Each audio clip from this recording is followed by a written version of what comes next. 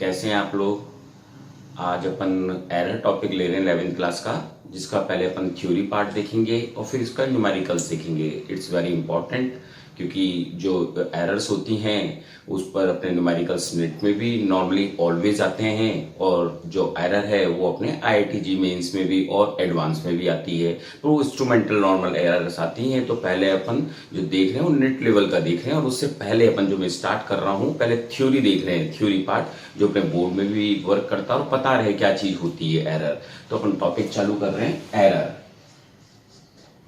तो एरर देख रहे हैं अपन। तो फर्स्ट ऑफ ऑल थोड़ा सा समझ लें एरर के बारे में कि एक्चुअल में अपन जब भी कोई एक्सपेरिमेंट करते हैं तो ऑलवेज कोई ना कोई एरर हमेशा ही रह जाती है उसके अंदर। मींस कोई भी चीज बिल्कुल परफेक्टली ट्रू मेजर नहीं करी जा सकती ह्यूमन बीइंग से, कुछ ना कुछ एरर रहेगी। ऑलवेज अपन कुछ भी मेजर कर रहे हो, इवन अगर अपन कोई जना मान लो कि it is perfect in drawing the line, line को कोई ड्रॉ करने में परफेक्ट हो, 5 सेंटीमीटर की मान लो लाइन ड्रॉ करता हो कोई भी पर्सन, तो जब भी अपन उसने जो जो लाइंस ड्रॉ करी थी अगर उसको अपन मेजर करेंगे तो अपन को एक चीज नजर आएगी कि सभी सभी जो लाइंस थी उसमें कुछ ना कुछ एरर थी, चाहे वो माइक्रोस्कोपिक लेवल पर ही क्यों ना हो। मींस क्योंकि कई बार उसका प्रेशर ज्यादा लगा होगा लगाते समय, और कई बार इंक जो यूज कर रहा था वो ज्यादा ड्रॉप हो गई हो या कम ड्रॉप हो गई हो।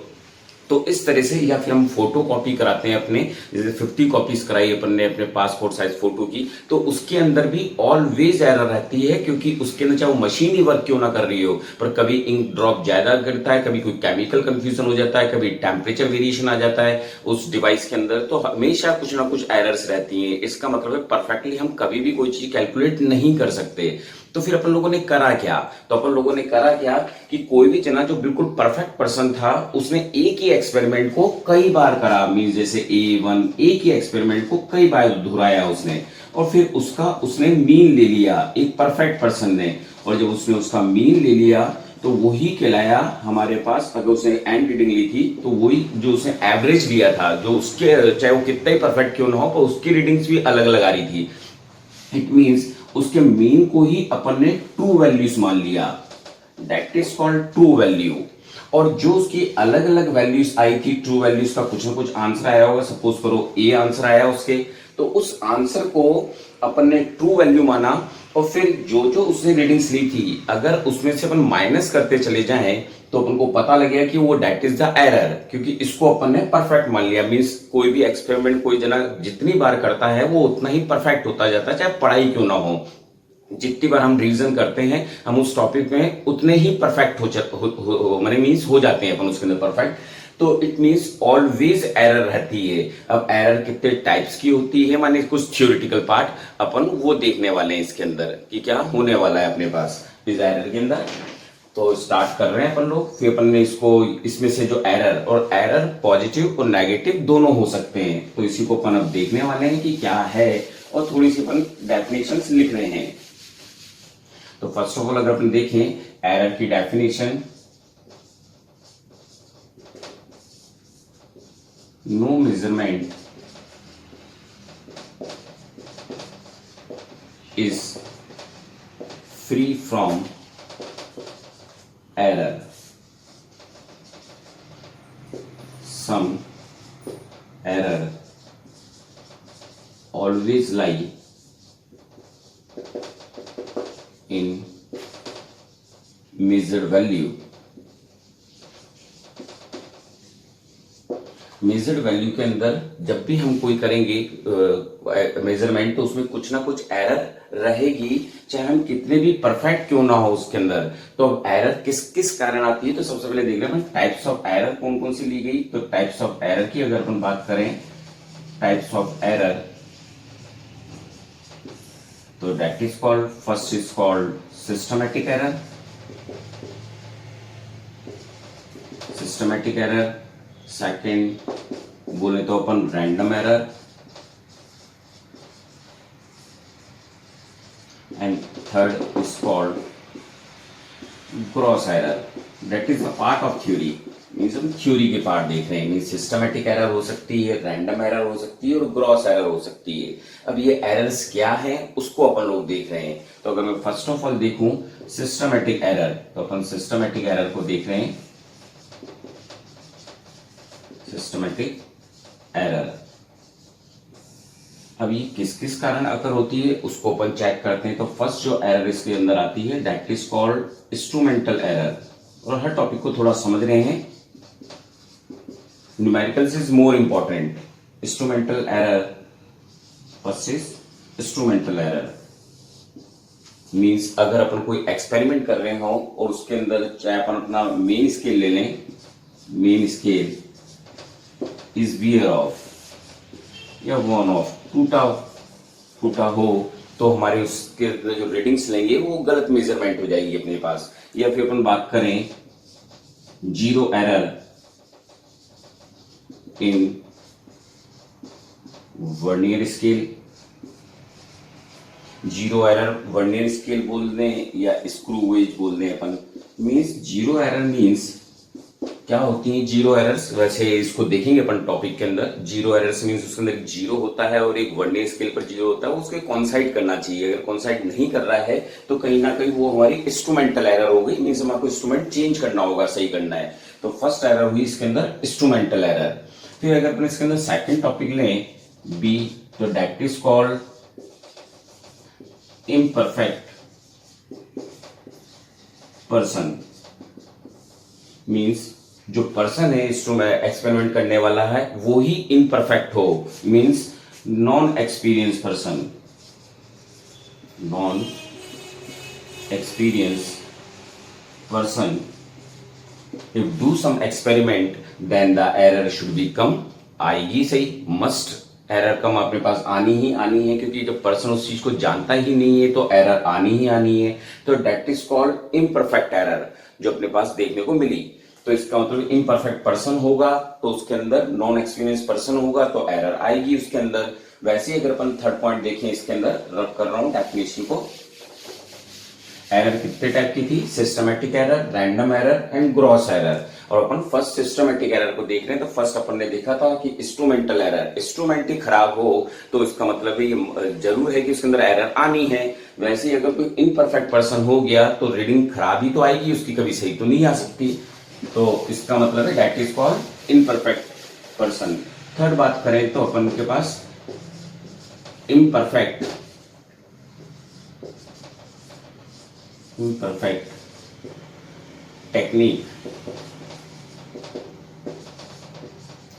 टेक्निक और प्रोसीजर। अगर अपन कोई एक्सपेरिमेंट कर रहे हैं और उसके अंदर जो टेक्निक यूज कर रहे हैं वो ही अगर बाय मिस्टेक है तो सब कुछ गड़बड़ा जाएगा। जिसका एक सबसे सिंपल एग्जांपल है कि अगर मेरे को ह्यूमन बॉडी का ही टेम्परेचर मेजर करना हो तो अपन ने देखा अपन उसको आर्म के नीचे रखकर थर्मामीटर से मेजर करते हैं। अब जो हमारा आर्म होता है उसका टेम्परेचर बॉडी से थोड़ा लो रहता है ऑलवेज, तो इसका मतलब हमने बॉडी का जो टेम्परेचर मेजर करा वो परफेक्टली मेजर नहीं किया। वैसे ही जब अपन वेइंग मशीन से माने अपन जब अपना वेट मेजर करते हैं नॉर्मल एक्सपेरिमेंट में तो अपन एयर की बायोंसी जो होती है उसको नेगलेक्ट कर जाते हैं, तो इसका मतलब है वो भी एक तरह की एरर हो गई। वैसे ही जो अपने एक्सपेरिमेंट्स हैं लैब में कि हीट के जो एक्सपेरिमेंट है जैसे कैलोरीमेट्री, तो उसके अंदर रेडिएशन लॉस होते हैं, पर उस रेडिएशन लॉस को अपन नेगलेक्ट कंसीडर करते हैं। तो that is the example in कि प्रोसीजर ही अपन रॉन्ग यूज कर रहे हो। जैसे मैंने भी एग्जांपल दिया था, measure human body temperature, body temperature by putting thermometer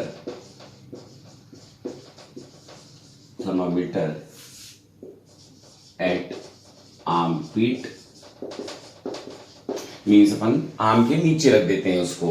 या सेकेंड में भी आपको एग्जांपल दिया कि नेगलेक्ट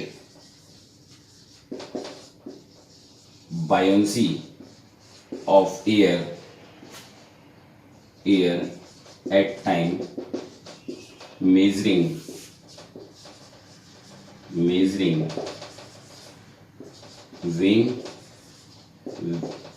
कोई भी चीज को वेइंग करते समय हम एयर की बायोंसी को नेगलेक्ट कर देते हैं। वैसे ही मीन्स ये तो मैंने इंस्ट्रूमेंटल एरर बताई आपको सिस्टमेटिक के अंदर। सेकंड इम्परफेक्ट पर्सन हो।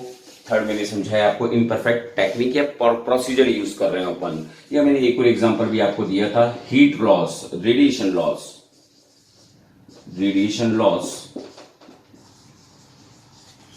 नेग्लेक्ट इन हीट एक्सपेरिमेंट। हीट एक्सपेरिमेंट बोल दूं या सबसे जो अपन एक एक्सपेरिमेंट करते हैं कैलोरीमेट्री का, उसमें अपन इसको नेग्लेक्ट कर देते हैं, तो इसका मतलब बिल्कुल परफेक्ट आंसर तो नहीं आ सकता ना कि एरर कैसे क्रिएट हो रही है। वैसे ही अगर अपन थर्ड पॉइंट देखें तो that is called least count error. Least count error, least count error, least count actually में होता क्या है? पहले तो यही पता हो, the smallest reading, the smallest reading measure by any device। कोई भी डिवाइस जो सबसे छोटी रीडिंग मेजर करेगा। तो जैसे अपन ने जो बचपन से जो एक स्केल यूज करते आ रहे हैं अपन लोग, 1 0 से चालू किया अपन ने, 5 लाइन 1 ऐसी लाइन आई। तो जो हमारा बचपन से जो यूज कर रहे हैं अपन स्केल, इसके अंदर जो सबसे स्मॉलेस्ट रीडिंग है उसको ही अपन लीस्ट काउंट बोलेंगे। जो आपको सबको वैसे रिमेंबर है, 1 mm बोल दूं या 0.1 सेंटीमीटर बोल दूं, मीन सबसे छोटी रीडिंग जो मेजर करेगा वो 0.1 मेजर करेगा। अब दिक्कत कैसे हो गई? सपोज करो कोई रीडिंग मेजर कर रहे थे, इसी में चेक करा देता हूं, कोई रीडिंग चेक कर रहे थे 5 और 6 पॉइंट के बीच में लाई कर रही थी, और अपन तब भी मेजर करे जा रहे थे उससे, माने कभी अपनी मर्जी से अपन उसको 5 मान लेते 0.5 सेंटीमीटर, और कभी मान लेते 0.6 सेंटीमीटर जो तो बीच में आ रहा था। तो इसका मतलब कहीं ना कहीं हमने रीडिंग को गलत मेजर कर दिया था। तो लीस्ट काउंट एरर हो सकती है, जैसे अलग अलग की वर्नियर की जो अपन आगे देखेंगे कि जो वर्नियर स्केल होता है उसके लीस्ट काउंट होता है 0.01 सेंटीमीटर, और एक स्क्रू गेज होता है जिसका लीस्ट काउंट जो होता है अपने पास वो 0.001 सेंटीमीटर होता है। Means that is more perfect than main scale. जिसको अपन नॉर्मल स्केल अपन यूज करते आ रहे हैं उसको अपन फिजिक्स में प्रोनाउंसिएशन में लेते हैं मेन स्केल। तो मेन स्केल का लीस्ट काउंट केवल 0.1 सेंटीमीटर, मैंने पॉइंट के बाद एक डिजिट तक मेजर कर रहा है। वर्नियर उससे अच्छा मेजर कर रहा है, स्क्रू गेज उससे मेजर कर रहा है, और उससे बेटर कहीं और डिवाइसेस यूज हुए। तो that is called least count error. ठीक, वैसे ही अगर अपन अगला टॉपिक इसमें जो अपन देखने वाले हैं that is called external source, जिसकी वजह से कैसे मिस्टेक्स आती है वो देख रहे हैं अपन। तो ई बोले अपन, तो that is called external errors. अब एक्सटर्नल या सोर्स बोल दूं, एक्सटर्नल सोर्स के कारण किस तरह से आ रही है, तो that is called temperature, pressure में जो चेंज हो जाए, change in temperature, pressure, humidity, pressure, humidity etcetera. जिसका एक सिंपल सा एग्जांपल, जैसे कोई रेजिस्टेंस है उसको मेजर किसी ने करा था जिसको 200 ओम लिख रखा था साइंटिस्ट ने, for the temperature at 20 degree Celsius with temperature लिखा होता है एक पेपर पर, ने वही एक्सपेरिमेंट करना चालू कर दिया 40 डिग्री सेल्सियस पर। तो टेम्परेचर जो भी रेजिस्टेंस था वो अब अगर वो 200 ओम का था तो अब तो और ज्यादा बढ़ जाएगा ना वो। तो इसका मतलब टेम्परेचर राइज अप हुआ तो कुछ ना कुछ हमारी रीडिंग में फर्क आ गए हमारे पास। तो इस तरह से ये एक्सटर्नल सोर्स, इसका मतलब है हमारे पास जो सिस्टमैटिक एरर थी वो किस किस के कारण आई हमारे पास। और पहले वापस देख लेते हैं। तो एक आई इंस्ट्रूमेंटल एरर। क्या आई? Instrumental error. तो इंस्ट्रूमेंटल एरर को अपन रिमूव कर सकते थे, अपन अच्छा डिवाइस खरीद कर ला सकते थे, उससे करेक्ट कर सकते थे। दूसरा मैंने बताया इम्परफेक्ट पर्सन। तो अगर अपन ने इनएक्सपीरियंस पर्सन रख रखा है तो उसको हटाकर एक एक्सपीरियंस पर्सन को ला सकते थे, तो दैट इज मीन उसको भी रिमूव करा जा सकता था। फिर मैंने पढ़ाई आपको प्रोसीजर में कुछ गड़बड़, तो इसको मैंने जो अपन ने प्रोसीजर टेक्निक में जो कंफ्यूजन किया, इम्परफेक्शन करा, तो उसको भी सही करा जा सकता है कुछ हद तक, कि अपन उस सब चीजों को जो नेग्लेक्ट करा है उनको भी अपन कैलकुलेशन में कंसीडर कर लें। वैसे ही अगर हम बात करें लीस्ट काउंट की, तो अगर अपने पास स्केल मेन स्केल था पर रीडिंग इस तरह से बीच में आ रही थी 5 और 6 के बीच में, तो अपन उसकी जगह वर्नियर कैलिपर यूज कर सकते थे, स्क्रू गेज यूज कर सकते थे, इसका मतलब मिनिमाइज कर सकते थे कुछ हद तक अपन। वैसे ही हो गया एक्सटर्नल सॉर्ट, तो इसको भी मिनिमाइज कुछ हद तक कर सकते थे कि अगर जो टेम्परेचर बोला गया था उतना ही टेम्परेचर अगर वो अपन जहां पर कर रहे थे मेजरमेंट, उसको उस जगह पर वही टेम्परेचर, वही प्रेशर, वही ह्यूमिडिटी देते, तो हाँ वही आंसर आता जो किसी साइंटिस्ट ने पहले उसको प्रूफ कर रखा था। तो दैट इज मींस ये कुछ सिस्टमैटिक एरर्स थी जिनको अपन इस तरह से वापस से सही कर सकते थे, मींस इन सब जो चीजों को अपन सही कर सकते थे, that is called systematic error. तो ये दोनों नोट डाउन कर लो आप लोग।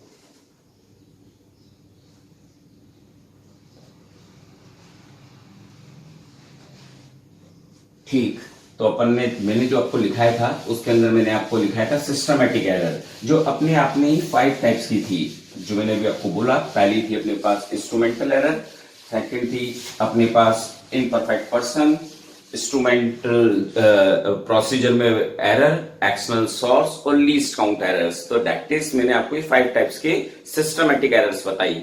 अब अपन सेकंड देख रहे हैं। सेकंड क्या था अपने पास? Random error. Random error, random error वो एरर है जिसको अपन चाहकर भी नहीं मिटा सकते, क्योंकि अगर एक ही साइंटिस्ट एक ही एक्सपेरिमेंट को बार बार रिपीट करता है तो उसको बार बार ही रीडिंग्स अलग अलग मिलती है, कभी भी सेम नहीं मिलती। यहां तक कि जब न्यूटन ने एक्सपेरिमेंट करा होगा जी को फाइंड आउट करने के लिए, तो जी की वैल्यू भी ऑलवेज उसको अलग अलग मिल रही थी। फिर उसने 9.8 इसलिए करा क्योंकि उस चीज का जब एवरेज लिया गया तो it's come 9.8, acceleration due to gravity की बात कर रहा हूं। तो इट मींस कोई सा भी एक्सपेरिमेंट करें, हरदम कोई ना कोई किसी ना किसी कारण से एरर आ ही जाती है। मींस अपन एक ही एक्सपेरिमेंट को एक ही पर्सन करे तो भी बार बार में अलग अलग एरर आएगी, that is called random error. तो the error arises due to unpredictable reason, या बोल दें unknown reason,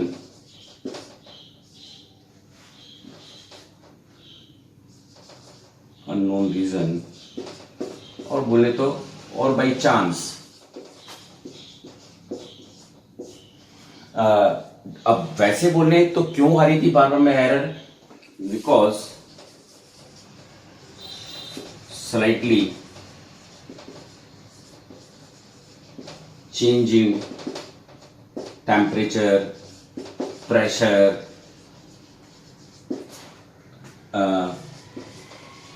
carelessness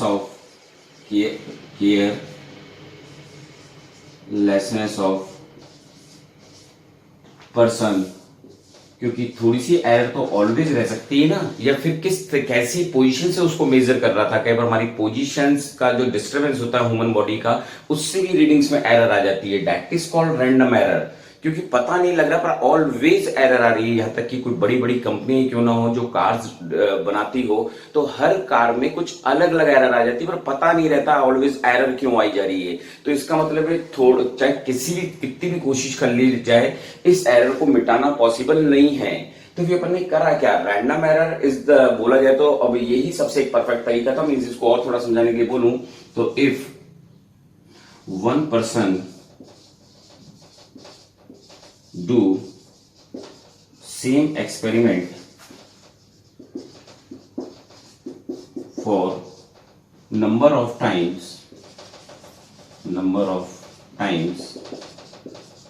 then every time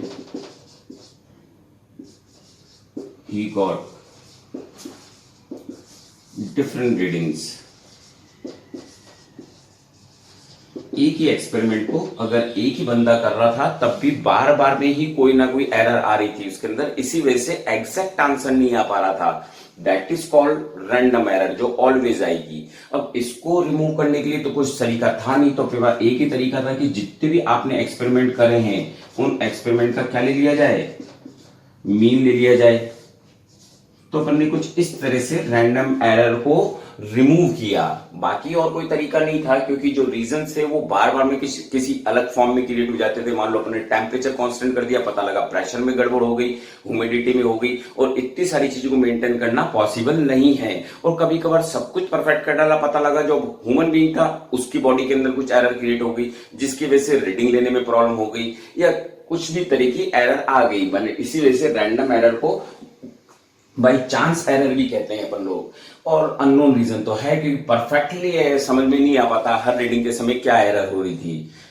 I think समझ गए होंगे बात को मैं क्या कहना चाहता हूं कि रैंडम एरर क्या है अपने पास। सो दैट इज कॉल्ड, ये भी सेकंड अपना थ्योरी का ही पार्ट देख रहे हैं अपन लोग। उसके बाद अगर अपन थर्ड देखें, that is called gross error, जो नॉर्मली किसी यूज में नहीं, बस ठीक है वर्ड है थ्योरी का हिस्सा, तो अपन देख रहे हैं gross error. Gross error normal जो क्रिएट होती है ग्रॉस एरर में जिसमें रखा गया है, तो उसके अंदर अगर हम कुछ रीजंस लें तो wrongly read the reading.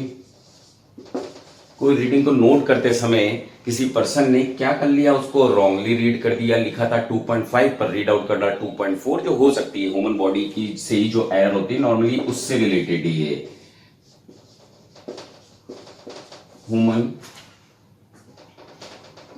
Careless की वजह से जो चीज क्रिएट होती है, केयरलेसनेस की वजह से वो अपनी ग्रॉस एरर में आती है। जैसे wrongly read the reading, mistake in calculation में मिस्टेक कर दें, इम्प्रॉपर सेटिंग कर रखी हो एक्सपेरिमेंट की रीडिंग लेते समय, improper reading sitting at time of experiment. क्योंकि अगर आपने देखा होगा कोई भी चीज अपन किसी और डायरेक्शन से देखते हैं तो कुछ और चीज नजर आती है। तो अगर वोल्ट मीटर अमीटर की रीडिंग्स ले रहे हो अपन लोग और बिल्कुल सामने ना होकर अपन कहीं इंक्लाइन अप से देख रहे हो या डाउन से देख रहे हो, तो जो उनका इंक्लिनेशन होता है, जो डिफ्लेक्शन होता है, वो हमारे को कुछ और रीडिंग दे देता है। तो that is called improper setting की वजह से जो चीज आ जाए या मिस्टेक इन कैलकुलेशन हो जाए हमारे से, तो इस तरह की जो कैलकुलेशन जो एरर्स होती है that is called gross error, जिसको मिटाया जा सकता है वापस से। क्योंकि अपन ने जो मिस्टेक करी थी एक बार वापस चेक कर लें उसको, तो पता लग जाएगी कैलकुलेशन अपन ने सही कर ली। तो इसका मतलब है कहीं ना कहीं वो मेंटली परफेक्ट रहे या सिंसियर रहे। अगर पर्सन सिंसियर होकर रीडिंग्स लें, सिंसियर रहेगा तो एरर को रिमूव करा जा सकता है। रिमेंबर, तो ये थी हमारी एरर्स के टाइप्स जिसको अपन ने कंसीडर करा, और एरर को परफेक्टली रिमूव करना पॉसिबल नहीं है हमारे पास। तो ये थे अपने टॉपिक्स। अब अपन कुछ हिस्सा इसके अब फॉर्मुलेस के देखने वाले हैं कि इसके फॉर्मुलेस किस तरह से वर्क करते हैं और क्या किस किस से सिमिलाइज करते हैं अपन लोग।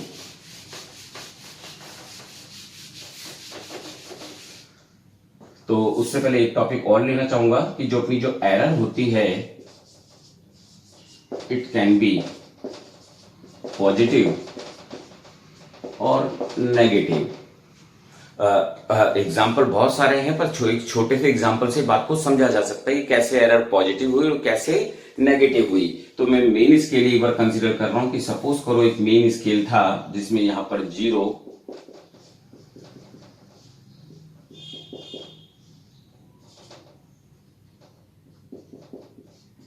और इस तरह से कुछ स्केल बना हुआ था अपने पास, मेन स्केल रीडिंग थी। अब किसी बच्चे से बोला गया कि आप 3 सेंटीमीटर मेजर करें। कितना मेजर करें?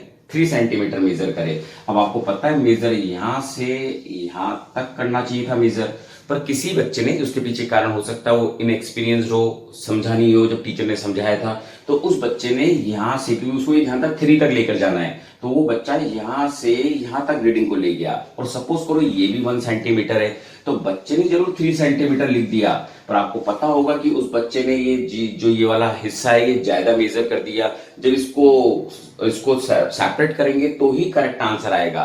तो इसका मतलब है कि ये एरर माइनस की एरर होगी, इसमें से इसको हटाएंगे तो ही परफेक्ट आंसर आएगा। वैसे ही कई बार आपने देखा होगा कि कई बच्चों के जो स्केल्स होते हैं वो टूटे हुए होते हैं। मीन्स मान लो यहाँ से ब्रेक हुआ था, इस जगह से ब्रेक था स्केल, यहाँ पर 1 दिख रहा था स्केल के अंदर, कुछ इस तरह से 2 3 मीन्स स्केल ही यहां से स्टार्ट हो रहा था उस बच्चे का, क्योंकि किसी वजह से वो वियर आउट हो गया था वो। तो इस पर बच्चों को तब भी वही इनएक्सपीरियंस की वजह से बच्चे ने बस उसको पता था 3 तक लेकर जाना है, उसने कॉर्नर से यहां तक मेजर कर डाला, पर आपको पता है that is not a 3 centimetre. उस बच्चे ने जरूर 3 सेंटीमीटर लिख दिया, पर आपको पता है कि उसने 2 सेंटीमीटर ही मेजर किया है। इट्स मीन्स कि उसके अंदर आपको 1 सेंटीमीटर ऐड करना पड़ेगा। तो ये रही हमारी समझाने के लिए कि एरर पॉजिटिव भी हो सकती है और नेगेटिव भी हो सकती है। एग्जांपल्स और भी थे, पर ये एग्जांपल थोड़ा सिंपल है, अगर एकदम जस्ट आप अभी लेंथ में आए तो इस वजह से मैंने टॉपिक को लिया मेन स्केल से बात को समझाने के लिए। तो इट मींस एरर पॉजिटिव भी हो सकती है और नेगेटिव भी हो सकती है। अंडरस्टूड बेटा? अब अपन कुछ फॉर्मुलेस देख रहे हैं। शुरुआत की जो फॉर्मुले देख रहे हैं वो नॉर्मली बिल्कुल रेयर ही काम आते हैं, और बोले तो मैथमेटिक्स ब्लॉक में ही रहते हैं, तो वो एरर इतनी खास अपने लिए इंपॉर्टेंट नहीं है, पर फिर भी समझ रहे हैं बात को। तो सबसे पहले अपन टॉपिक ले रहे हैं ट्रू वैल्यू, कि ट्रू वैल्यू किसको कंसीडर करी गई। टेक एनी एक्सपेरिमेंट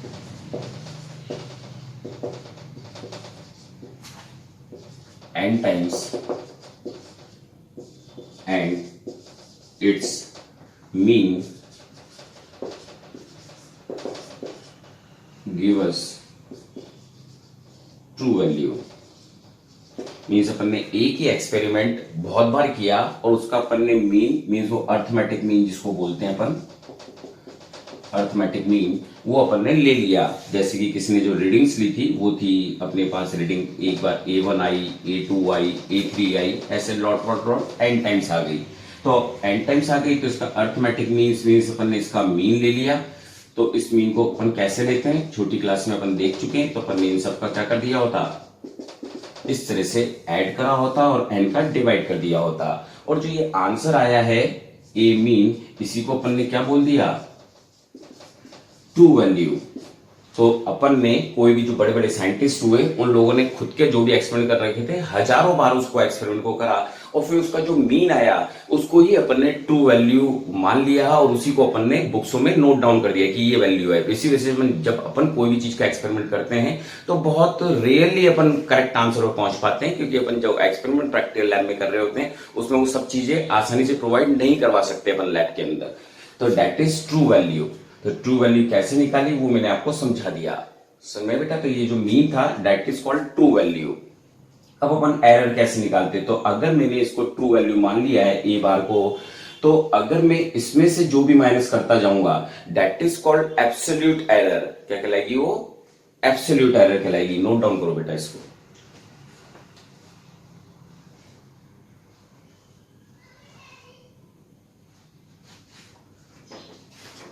ठीक, तो अपन सेकंड ले रहे हैं।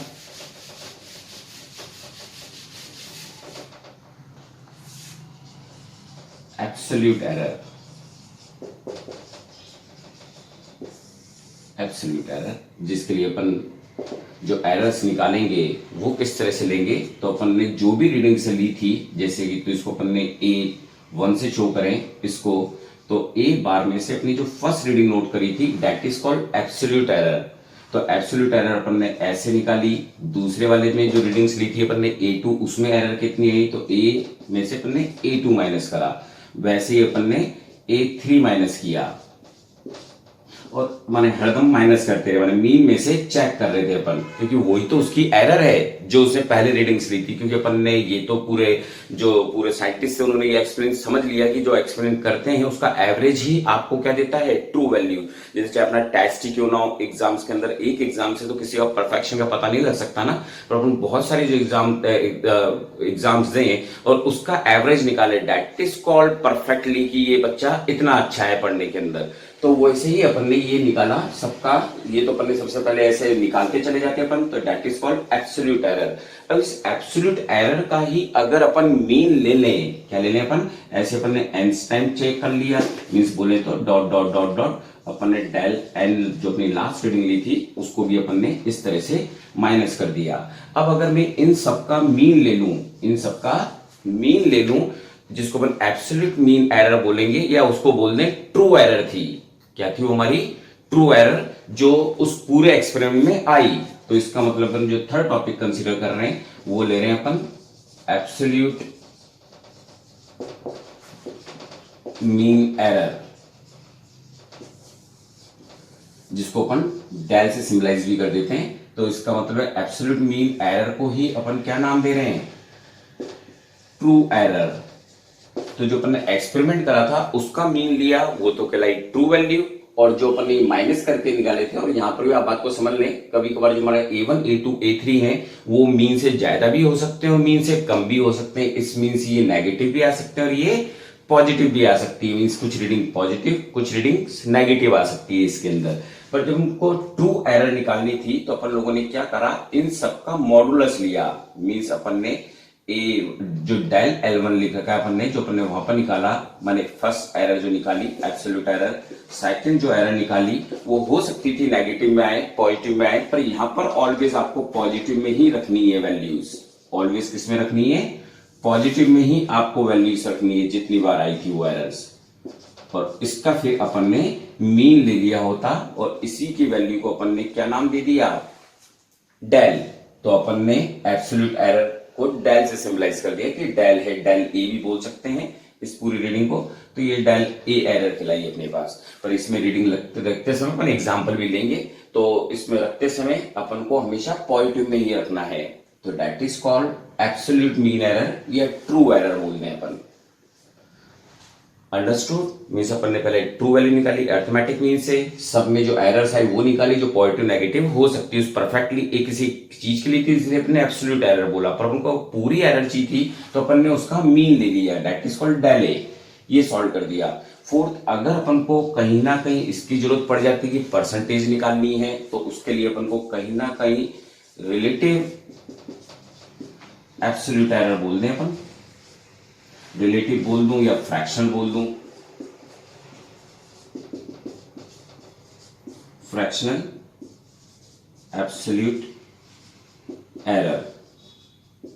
तो इसको कैसे डिफाइन करते हैं अपन, जो भी अपन ने जो इसका मीन निकाला है पूरे एब्सोल्यूट मीन एरर का, उसको अपन ऊपर रख देते और जो अपने पास एरर आई थी वो ट्रू वैल्यू आई थी उससे अपन डिवाइड कर देते। तो ये कहलाती हमारी फ्रैक्शनल एब्सोल्यूट एरर या रिलेटिव एब्सोल्यूट एरर।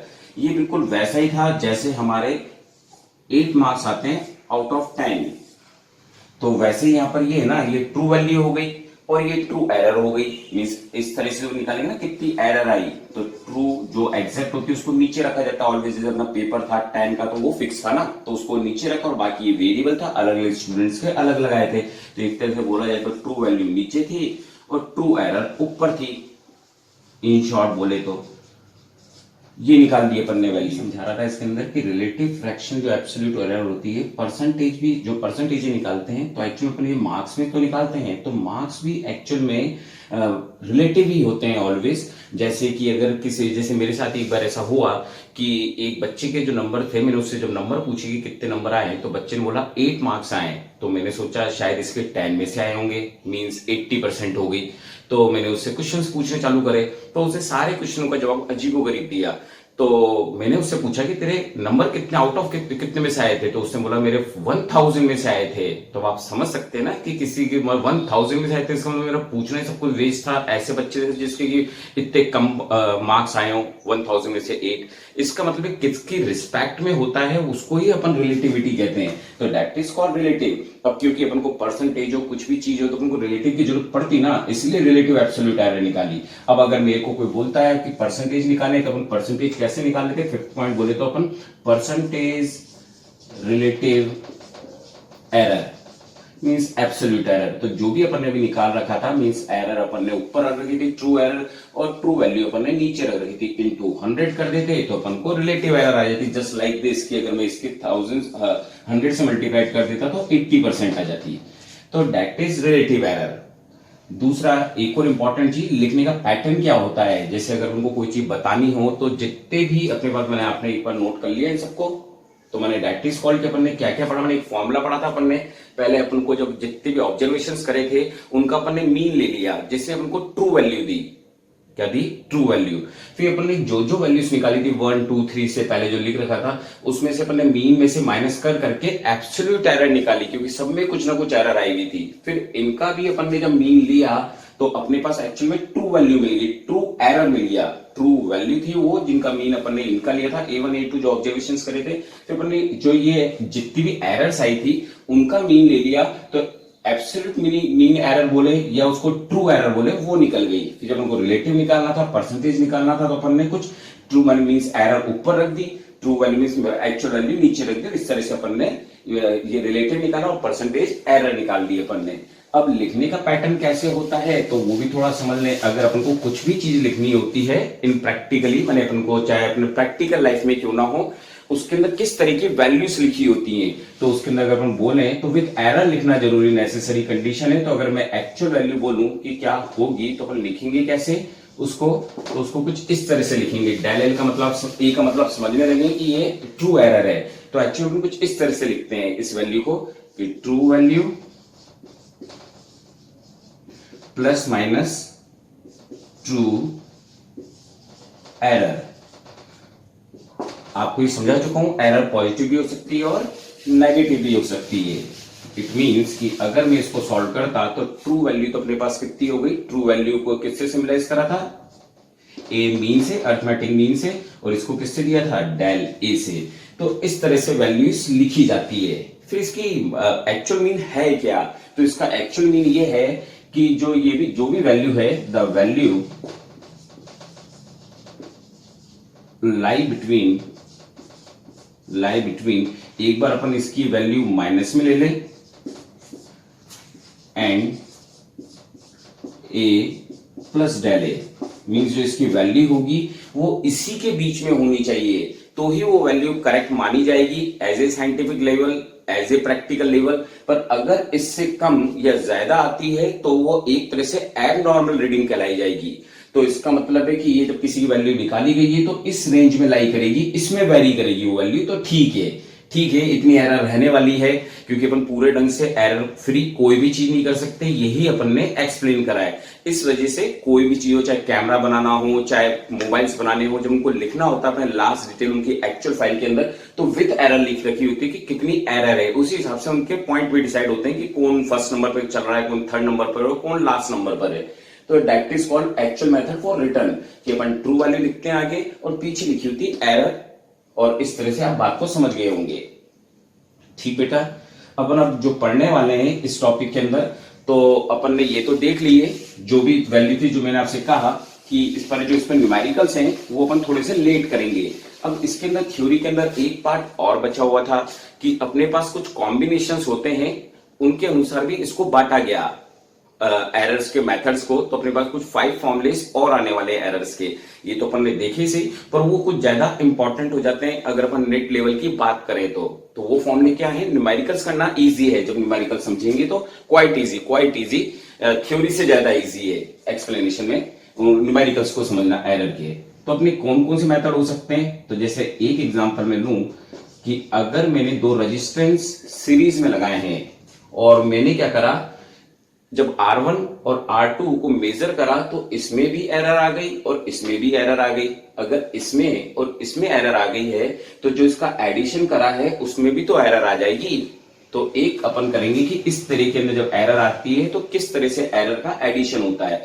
वैसे सपोज करो कि किसी 2 स्टेट्स का जो टेम्परेचर था वो T1 T2 था और उस स्टेट के टेम्परेचर का जो डिफरेंस था वो T था। तो इट मींस कि अगर मैंने ये टेम्परेचर गलत रॉन्ग नोट कर डाला, इसको भी गलत नोट कर दिया, तो इनका सब्ट्रैक्शन भी तो रॉन्ग आएगा, तो ये हमारी सब्ट्रैक्शन एरर कहलाएगी। वैसे ही हो सकता है कि अगर मेरे को वर्क निकालना हो तो फॉर्मूला होता है फोर्स इनटू डिस्प्लेसमेंट। अब मैंने फोर्स भी गलत मेजर कर लिया, डिस्प्लेसमेंट भी गलत मेजर कर लिया, तो क्या वर्क करेक्ट आ सकता है, क्या नहीं आएगा ना। तो दैट इज मींस हम मल्टीप्लिकेशन की एरर भी देखेंगे। उसके बाद बात करें तो जैसे आज मेरे को वेलोसिटी निकालनी हो तो डिस्प्लेसमेंट अपॉन टाइम, अगर मैंने डिस्प्लेसमेंट रॉन्ग मेजर किया है, वॉच से टाइम भी गलत मेजर किया है, तो वेलोसिटी भी तो गलत ही मेजर होगी। तो इट मींस एरर एडिशन की हो सकती है, सब्ट्रैक्शन की हो सकती है, मल्टीप्लाइड की हो सकती है और डिवीजन की हो सकती है। उनके अंदर कौन कौन से फॉर्मूलेस आने वाले हैं वही अपन देखने वाले हैं। वैसे ही अपने पास हो गया कि पावर्स की भी हो सकती है, काइनेटिक एनर्जी निकालनी हो तो हाफ mv², तो इसके ऊपर पावर आ गई।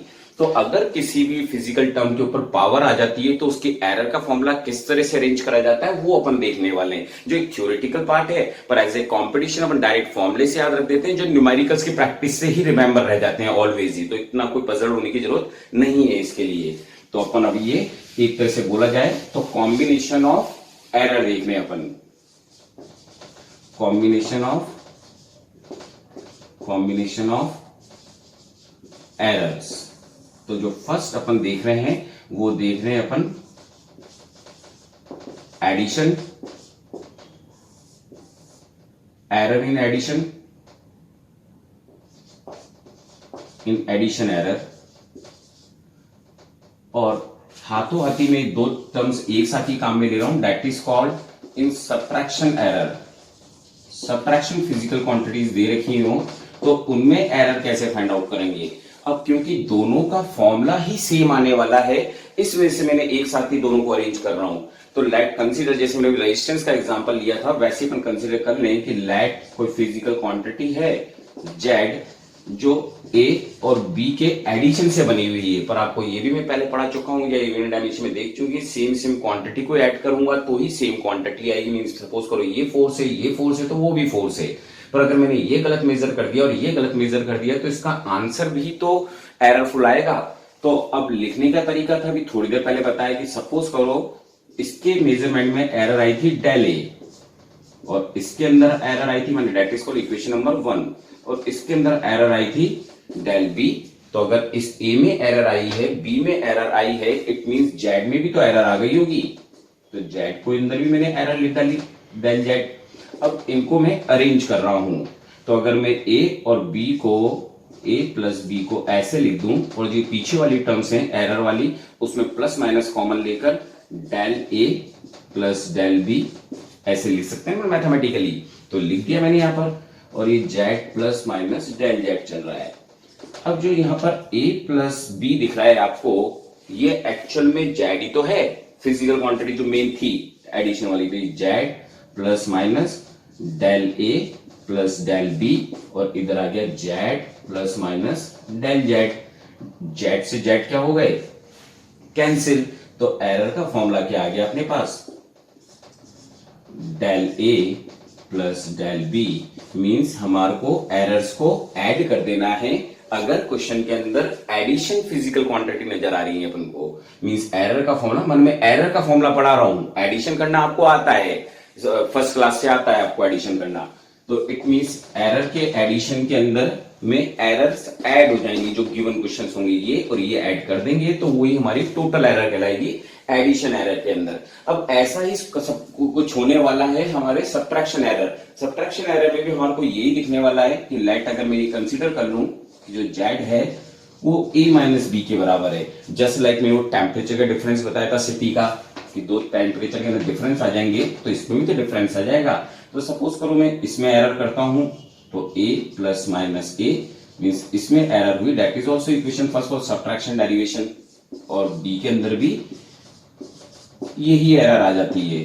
तो अगर मैं इसको थोड़ा अरेंज करूं तो इसको कुछ इस तरह से लिख सकता हूं मैं, माइनस बी, और इसको मल्टीप्लाई करूंगा तो ये अप एंड डाउन हो जाएंगे कुछ इस तरह से, और इधर एरर कितनी आ गई होगी, इसमें एरर, तो इसमें भी तो कुछ एरर आ गई होगी, ये अपन ने ऐसे के ऐसे लिख दिया। अब जिस तरह से मैंने यहां पर अरेंज करा था वैसे यहां पर अरेंज कर रहा हूं, a माइनस बी को एक साथ लिख रहा हूं, तो a माइनस बी को एक तरफ लिख दिया और ये एरर्स को बैक साइड में लिख रहा हूं।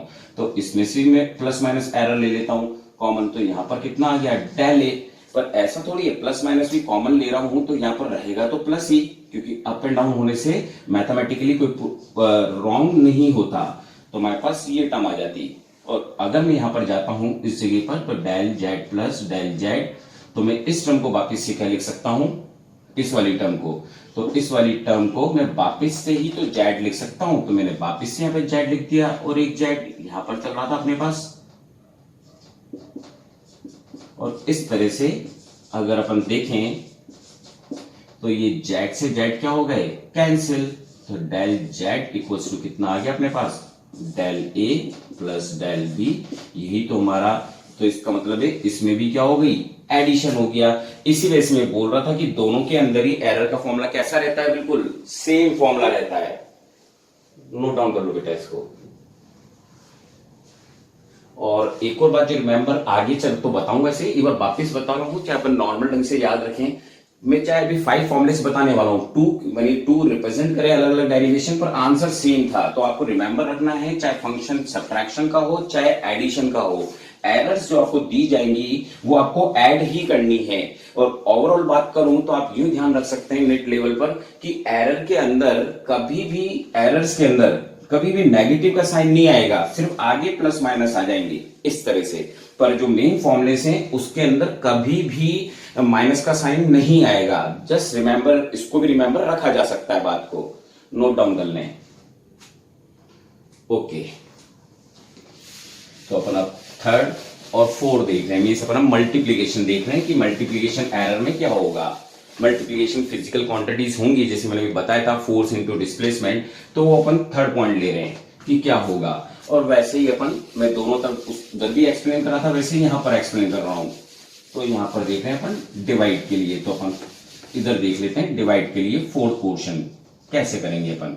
तो दैट इज मीन्स मैं यहां पर कॉम्बिनेशन ले रहा हूं मल्टीप्लीकेशन का, मल्टीप्लीकेशन एरर का देख रहे हैं अपन। मीन सपोज करो कि लेट कोई फंक्शन था z equals to a cross b, ये कोई फंक्शन था हमारे पास, और वैसे ही मैं यहां पर इन डिवीजन ले लेता हूं। इसमें थोड़ी बाइनोमियल थ्योरम लगेगी, जो मैं पढ़ा चुका हूं पहले कि बाइनोमियल थ्योरम में क्या होता है, वो भी इसमें वर्क कर सकती हैं। तो let z equals to a by b है। इन दोनों के फॉर्मूले भी एक जैसे ही आने वाले हैं, तो उसको अपन देख लें। तो अब सपोज करो कि इसमें एरर आई है, इट मीन्स अपन कैसे लिखेंगे, a प्लस डेल a, एक एरर इसमें और b में भी एरर आई है। तो अगर दोनों में एरर थी तो इट मीन्स जो z था उसमें भी तो एरर आई होगी। तो इसका मतलब मैं z plus minus del z कर दूं। इस तरह से मैंने इसको अलग अलग कर दिया। अब अपन इसको इस तरह से भी सॉल्व कर सकते हैं कि चाहे तो मैं इसमें से एक a कॉमन ले लूं, तो मैंने यहां से एक कॉमन ले लिया, plus minus del A by A. ये तो रूल जानते हैं ना, अगर यहां पर a है पर यहां पर तो डेल ए तो अपने आप में एरर है ना, कोई ऐसा थोड़ी कि इसमें से कॉमन ले लेंगे तो ये a नीचे आ गया। वैसे मैंने यहां से b कॉमन ले लिया, तो that is called 1 plus minus del b upon b, ये कंसीडर हो गया। इसको थोड़ा सा मैं अरेंज करूं तो ये यहां पर चल गया ए बी, और ये अगर दोनों ब्रैकेट्स में मल्टीप्लाइड करता हूं तो इसको इससे मल्टीप्लाइड करूंगा तो इस ब्रैकेट में आएगा 1, फिर इसको इससे मल्टीप्लाइड करता हूं तो आएगा plus minus del B upon B. या पहले मैं इसको अरेंज, इसको इससे करा मैंने मल्टीप्लाइड, फिर मैंने इसको इससे मल्टीप्लाइड कर रहा हूं, ठीक है ऐसे ले लेते हैं। फिर इसको इससे मल्टीप्लाइड करा तो plus minus del A by A, और इसको इधर मल्टीप्लाइड करा तो plus minus del A by A del B by B. ये अरेंजमेंट हमारी यहां तक आ गई अरेंजमेंट। और इस जगह पर मैं जैसे यहां पर कॉमन लिया वैसे यहां से मैं z कॉमन ले लेता हूं, तो that is called 1 plus minus del z upon z। कुछ इस तरह से मैंने यहां पर लिख दिया। अब मैं ए बी की जगह क्या लिख सकता हूं, z लिख सकता हूं ना, क्योंकि ये फंक्शन है। तो मैंने यहां पर टर्म पर लिख दिया कि ये z है। अब अगर अंदर वाली टर्म की बात करूं तो प्लस माइनस यहां पर क्या चल रहा है अपना 1 plus minus del z upon z, और ये भी z है, और ब्रैकेट में ये सब चीज चल रही थी। थोड़ा सा del a upon a firstly लिख देता हूं और इसको पीछे लिख देता हूं, क्योंकि फॉर्मूला एक जैसा बनाना है अपन को। अब ये जो आया है एरर बहुत छोटी होती है ऑलवेज, और एक बड़ी वैल्यू होगी, तो इट मींस कि अगर मैं छोटी दो क्वांटिटीज को मल्टीप्लाई करता हूं तो वो तो वेरी वेरी स्मॉल क्वांटिटीज हो जाएंगी ना। तो इसको अपन ने नेग्लिजिबल कर दिया। क्या कर दिया बेटा, नेग्लिजिबल कर दिया। वापिस सुन लें, ये दोनों क्वांटिटी बहुत स्मॉल है और मल्टीप्लीकेशन में आ रही है, तो पहले ही बहुत छोटी है, फिर मल्टीप्लाइड हो रही है तो और छोटी वैल्यूज हो जाएंगी ना। तो तो इट मींस उसको नेग्लिजिबल करा जा सकता है। कैसे दो छोटी संख्या मल्टीप्लाइड होने पर छोटी हो जाती है, तो अपन को जैसे सपोज करो मैं 10 है, उसको मैं मल्टीप्लाइड कर देता हूं 0.9 से। 10 थी, डिजिट थी 10 और मल्टीप्लाइड कर रहा हूं मान लो मैं 0.3 से।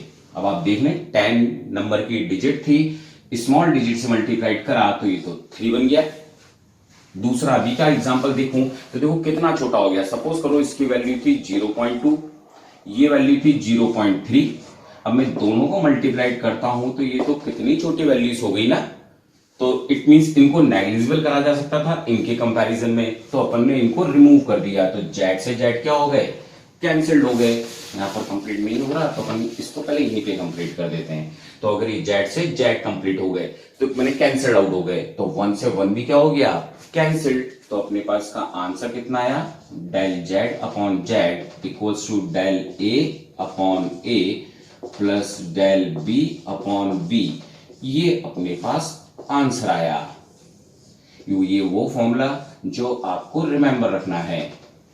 बाकी कुछ बात और बताने की है, एक बार उसको न्यूमेरिकल में भी समझेंगे, पर यहां पर अगर देखा जाए मोटे तौर पर तो ये हमारे पास एरर का फॉर्मूला है। फॉर्मूला बोलते फॉर्मूला है पर that is a fractional formula, relative formula आया है हमारे पास, एरर नहीं आई है डायरेक्ट। वो तो यहां पर जेड से मल्टीप्लाइड करूंगा तो एरर निकलेगी ना यहाँ पर। तो ये जो फॉर्मूला है जिसको ऑलवेज मेन से इसी को रिमेंबर रखना है आपको।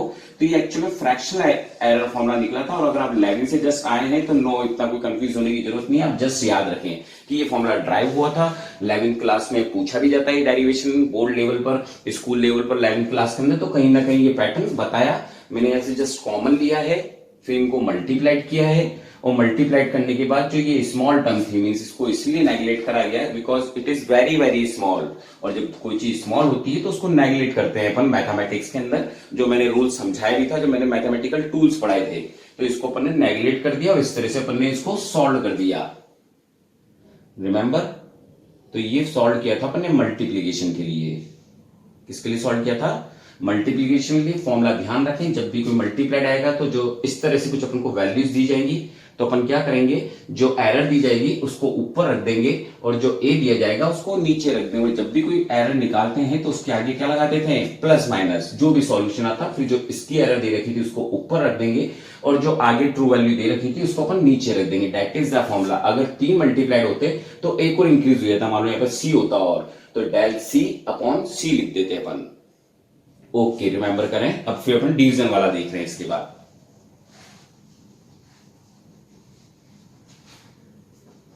ठीक, अपन अब 4 देख रहे हैं, डिवीजन। आंसर यही आने वाला है, जो आपको दिख रहा है यही आंसर दिखने वाला है।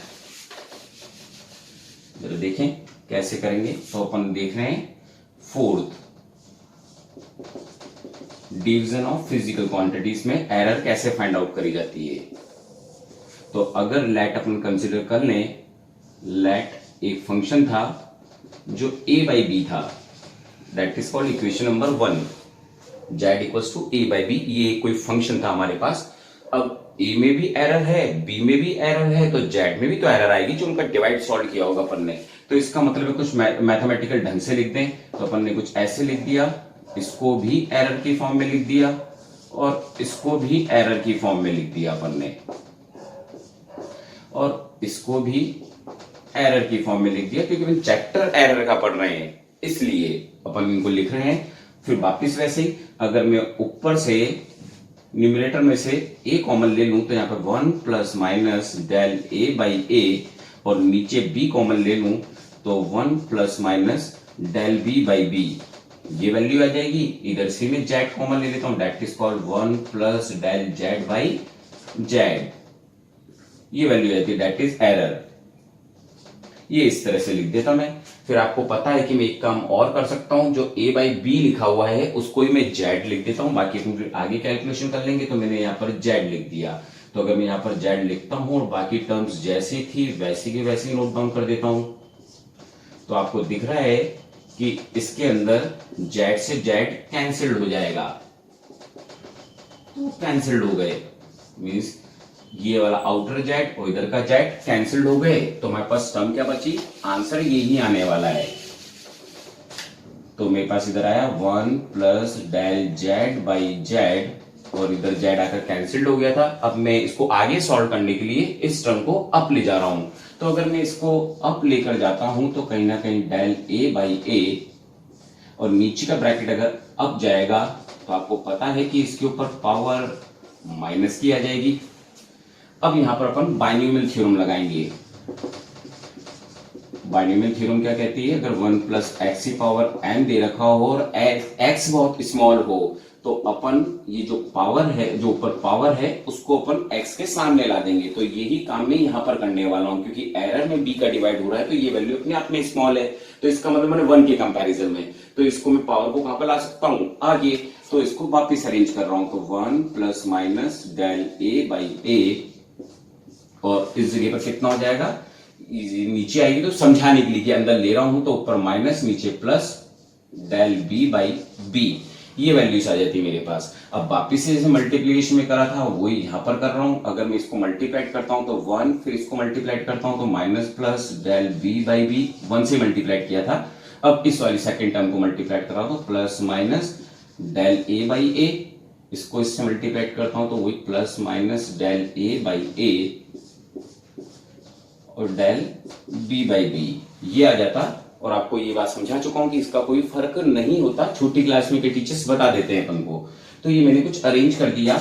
इधर क्या आ रहा था अपने पास 1 plus right hand side, left hand side में ये टर्म आ रही थी, 1 से 1 भी क्या हो गया, कैंसिल्ड। और again this point is very very small, del del A by A and del B by B is very very less than 1, so can be neglected, very very small, very very small. तो इसको अपन ने क्या कर दिया, neglect कर दिया। तो जब अपन ने नेग्लेक्ट कर दिया तो अपने टर्म्स केवल कितनी बची, del A by A plus del B by B, और ये टर्म तो नेग्लेक्ट हो गई स्मॉल होने की वजह से। तो यही तो फॉर्मूला आ गया अपने पास, और ये फॉर्मूला बिल्कुल सेम टू सेम था जो अपन लोगों ने किसमें देखा था, किसमें देखा था भैया अपन लोगों ने, तो अपन लोगों ने देखा था मल्टीप्लीकेशन मेथड में। तो इसका मतलब ये हुआ कि मल्टीप्लीकेशन और डिवीजन का जो फॉर्मूला होगा वो सेम टू सेम होगा, और फ्रैक्शन फॉर्मूला होगा क्योंकि अपॉन में आ रहा है, जो इससे पहले पढ़ाया था, error upon true value, error upon true value, error upon true value, इसलिए फ्रैक्शन वैल्यू है। पर कोई बात नहीं, आप इसको फॉर्मूला ही समझें, वही काफी है। नेट लेवल पर है तो ज्यादा कुछ नहीं, क्योंकि न्यूमेरिकल से और सब कुछ इजी होने वाला है। एरर्स के क्वेश्चंस न्यूमेरिकल्स इजी होते हैं नेट लेवल तक, मींस जो इस बेस्ड आते हैं।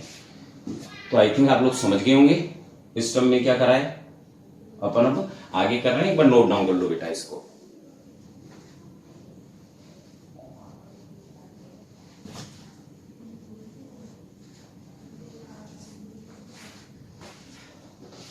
अपन लास्ट टॉपिक देखने वाले इसके अंदर पावर का डेरिवेशन देखने वाले हैं, जिसको लॉग से भी करते हैं पर सिंपल वे में ही करवा रहा हूं, क्योंकि ना लॉग आप लोग पढ़ते पढ़ाया है मेरे मैथमेटिकल टूल्स के अंदर।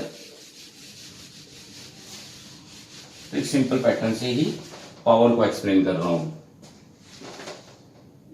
तो फिफ्थ पॉइंट ले रहे हैं अपन, पावर्स में एरर्स कैसे फाइंड आउट करते हैं। अगर कोई फिजिकल क्वांटिटी जो अपन को दे रखी है जेड, वो ए की पावर एन के बराबर इक्वल टू हो तो कैसे सॉल्व करेंगे अपन। तो ये मैंने वैल्यूज लिख दी। अब अगर इसकी ए को मेजर करने में मैंने रॉन्ग किया है तो इसमें भी तो एरर आ जाएगी। अगर मैंने ये ए की वैल्यू ही रॉन्ग नोट कर रखी है तो इसका मतलब है कि अगर ए के अंदर एरर है तो मैं एरर के साथ पावर लगाऊंगा ना। और यहां पर मैंने जेड लिख रखा है ऐसा, पर जेड को भी किस में लिख दूं, एरर के साथ। वो जेड ही तो निकालना है, डेल जेड कितना होगा इधर फिजिकल क्वांटिटी के अंदर। तो वापस मैथमेटिकल लगा रहा हूं, अगर मैं इसमें से ए कॉमन लेता हूं तो वो ए की पावर के साथ बाहर जाएगा ना। तो इसका मतलब मैं अगर पावर बाहर लेता हूं तो ए एन बाहर जाएगा ना। और यहां पर 1 प्लस डेल ए ब्रैकेट के अंदर तो ए रहेगा, ये पावर एन। फिर अपन को बाइनोमियल थ्योरम से पता है, अगर मैं यहां पर बाइनोमियल थ्योरम लगाता हूं 1 प्लस एक्स की पावर एन, और x is very very small तो ये पावर आगे चला जाएगा, x के साथ मल्टीप्लाइड हो जाएगा।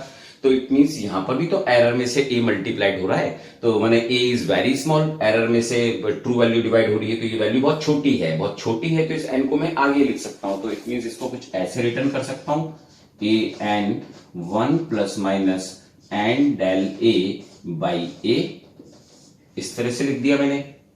और समझ गए यहां तक। इस पावर को आगे ले आया मैं इस टर्म के अंदर।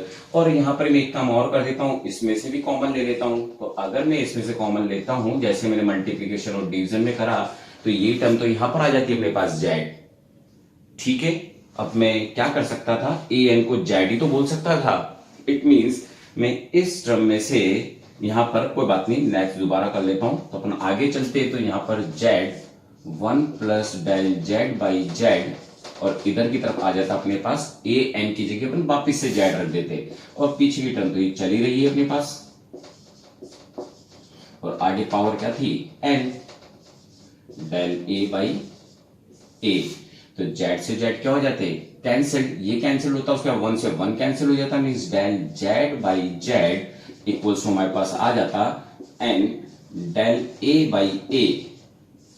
इट मीन्स इन शॉर्ट अपन ये बोल सकते थे कि जो पावर है, जो पावर दे रखी है, वो ऑलवेज फ्रैक्शन फॉर्म में तो लिखते ही है, फॉर्मूला रिमेंबर करने का तरीका, उस पावर को आगे रख देते हैं, उस पावर को आगे रख देते हैं, ये अपना फॉर्मूला है। रिमेंबर बेटा। अब बच्चे जो नॉर्मली गलती करते हैं वो भी यहां पर एक्सप्लेन कर देता हूं, फिर उस फॉर्मूले से ही समझा रहा हूं। ज्यादातर क्वेश्चन जो इस पर आए हैं नेट लेवल में, तो उसमें यहाँ पे माइनस के साइन दिए गए। अब जब यहाँ पे माइनस के साइन दिए गए, तो बच्चों ने सॉल्व करते समय क्या करा, इसके एक सेकंड के साइन हटा रहा हूं, तो बच्चों ने क्या करा, इसके आगे माइनस लगा के क्वेश्चन को सॉल्व कर दिया, तो क्वेश्चन तो रॉन्ग हो गया, माइनस का साइन ले दिया।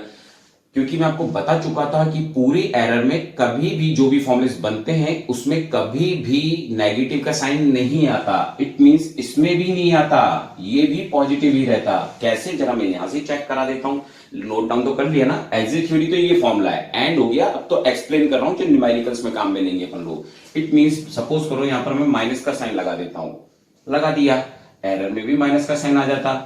माइनस का साइन अभी हटा रहा हूं क्योंकि बिना फॉर्मूले के समझा रहा हूं बात को, तो यहां पर माइनस आ जाता।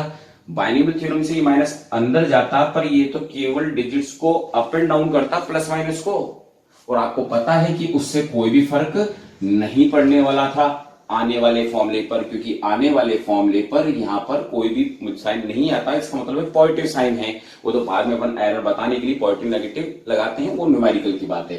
पर पॉजिटिव साइन ही आएगा, नेगेटिव पावर दे दें तब भी पॉजिटिव साइन ही रहेगा। इट मींस जो 5 फॉर्मुलेस हैं उनके अंदर कभी भी, जो बीच के ब्रैकेट्स हैं उनके अंदर कभी भी नेगेटिव का साइन नहीं आएगा।